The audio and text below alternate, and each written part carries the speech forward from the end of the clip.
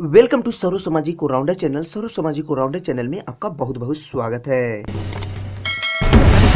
को सब्सक्राइब करके घंटी नहीं दबाए हैं तो सब्सक्राइब करके दबाना ना भूलें। तो ये आपके लिए बहुत ही इंपॉर्टेंट क्वेश्चन है जो पलक झपकते ही आपको याद हो जाएंगे।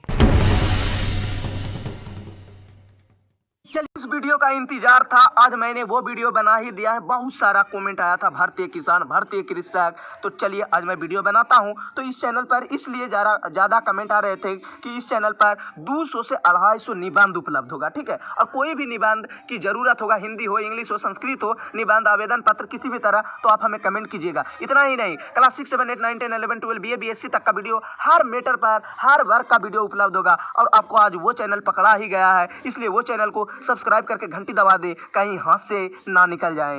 तो ध्यान दीजिए, आपको मैं बताता हूँ। देखिए, अभी भी इतना पत्र बनाया हूँ कि धीरे धीरे सारा वीडियो को अपलोड कर दूंगा आप ही के सहयोग के लिए। तो प्रस्तावना है, ध्यान दीजिए, भारतीय कृषक का जीवन, या लिख सकते हैं the life of an Indian farmer. प्रस्तावना, भारत गांवों का देश है। भारत की अधिकतर जनसंख्या गांवों में निवास करते हैं। उनमें से बस से अधिक, ठीक है, बसने अधिक कृषक हैं। तो भारतीय कृषक त्याग और तपस्या की सजीव मूर्ति होता है। इनका मुख्य व्यवसाय कृषि ही है। वह दिन भर खेतों में कार्य करते हैं और दिन भर ही नहीं, अपितु जीवन भर मिट्टी के सोना उत्पन्न करने की तपस्या करता है। भारतीय अर्थव्यवस्था एक कृषि अर्थव्यवस्था है, इसलिए हमारे देश में किसान का बहुत महत्व है।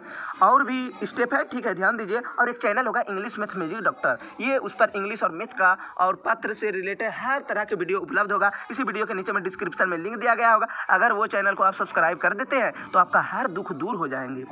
ध्यान दीजिए, कठिन परिश्रम, एक भारतीय कृषक बहुत कठिन कार्य करता है। वह प्रातः काल शीघ्र उठता है और अपने पशुओं को लेकर खेत में चला जाता है और वह पूरे दिन ही कार्य करते रहता है, चाहे शीत ऋतु हो या ग्रीष्म ऋतु या फिर बसंत ऋतु। वह प्रत्येक ऋतु में कठिन परिश्रम करता है। हम उसे प्रत्येक ऋतु में खेत पर ही जोतते देखते रहते हैं। हमेशा वह दोपहर तक कार्य करते रहता है, जब तक वह उसकी पत्नी या बच्चा दोपहर का भोजन नहीं लाते। वह अपना भोजन पेड़ की छाया में नहीं लाते, वह अपना भोजन पेड़ की छाया में खाता है। खाना खाने के उपरांत वह पुनः खेत पर कार्य करने के लिए चला जाता है। कितना दुख वाली बात है। वह अपने कठिन कार्य की निरस्ता को हम काम करने के लिए कभी कभी एक गाना भी गुनगुनाने लगते हैं, ताकि वो किसी भी तरह के यानी कि मन लग सके, ठीक है। गांव की चौपाल, दिन भर के कठिन परिश्रम के बाद वह अपने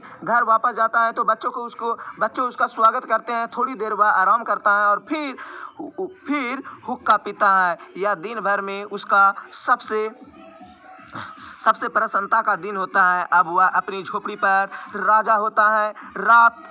रात का खाना खाने के बाद वह गांव की चौपाल में जाता है। वहां वह अपने कृषक साथियों के साथ धूम्रपान गपशप करता है। वे लोग अपने दिन भर दिनचर्या और कहानियां सुनाते हैं। इस प्रकार वह हंसी मजाक के 2 घंटे बिताकर अपने घर वापस आ जाता है। कठिनाइयों से भरपूर जीवन, वह देश की जनता के अन्न, फल, साग सब्जी आदि देता है, लेकिन बदले में उसकी परिश्रमी तक नहीं मिलता है। जितना परिश्रम करता है नहीं मिलता है। इसका जीवन कठिनाइयों से परिपूर्ण होता है। इतना कठिन परिश्रम करने के बावजूद भी वह अपना जीवन अत्यधिक निर्धनता में व्यक्त करता है। वह ऋण के जन्मता, ऋण में जीता और ऋण में भी मर जाता है। बाढ़ और अकाल उसके कठिन परिश्रम पर पानी फेर देता है। किसान का परिवार अधिकतर बीमारी का उपचार ठीक प्रकार से न होने के कारण ही मरता है। आपातकालिक, ठीक है, उपकालिक वर्षा उसकी उपज को भी बर्बाद कर देती है। यदि समय पर वर्षा नहीं होती है तो फसल भी बर्बाद हो जाती है। गांव में पक्के मकान बहुत कम होते हैं। हम लोग जो नगरे में रहते हैं, कृषक के जीवन के कठिनाइयों की कल्पना भी नहीं देख सकते हैं। प्रकृति उपहारों का आना, वास्तव में एक किसान ही है जो प्रकृति का ठीक प्रकार से आनंद उठाता है। वह प्रातःकाल शीघ्र उठता है और भगवान के दो वरदानों, ताजी हवा, सूर्य को ताजे प्रकाश का आनंद लेता है, वह शुद्ध दूध पीता है, वह शुद्ध दूध पीता है, शुद्ध देसी घी खाता है। हम बड़े बड़े नगरों वाले इन शुद्ध वस्तुओं का उपयोग नहीं कर सकते हैं। इसके अतिरिक्त किसी व्यक्ति को परेशानी में उसके साथ सहानुभूति और सहयोग पूर्ण होते हैं। आप जानते होंगे कि किसान लोग जितना दिन जीवित रहते हैं, अन्य लोग जो बड़े बड़े लोग होते हैं उतना दिन शायद कम ही जीवित रहते हैं, क्योंकि जो खटता है, जो ज़्यादा परिश्रम करता है, उसका उम्र भी ज़्यादा होता है। आप देखते होंगे किसान लोग पूरा बूढ़ा हो जाते हैं, कमर तक टेढ़ा हो जाते हैं, लेकिन जीवित रहते हैं। और बड़े लोग में थोड़ा सा भी इधर उधर हुआ तो ये रोग वो रोग, क्योंकि वो बैठ के खाते हैं। और किसान लोग जो है ओरिजिनल घी, ओरिजिनल सब चीज़ खाते हैं। ठीक है, यह भाईचारा हमें नगरों में देखने को नहीं मिलता है, जहां पड़ोसियां एक दूसरे को भी नहीं जानते हैं। सुधार की आवश्यकता, किसानों की आवश्यकता को प्रसन्न, पूर्ण और स्वस्थ बनाने के लिए अनेक सुधारों की आवश्यकता है। यह अच्छा संकेत है कि सरकार समय समय पर भारतीय किसानों की दशा सुधारने का उपाय करती रहती है। सबसे पहले गाँवों में उचित शिक्षा व्यवस्था करनी चाहिए। गाँवों में निर्धनता भी एक उचित समस्या है। वैज्ञानिक कृषि द्वारा निर्धनता को दूर किया जा सकता है। किसानों को संपन्नता का अर्थ देश की संपन्नता होती है। आने वाले समय में निश्चित ही किसान की दशा सुधर जाएगी।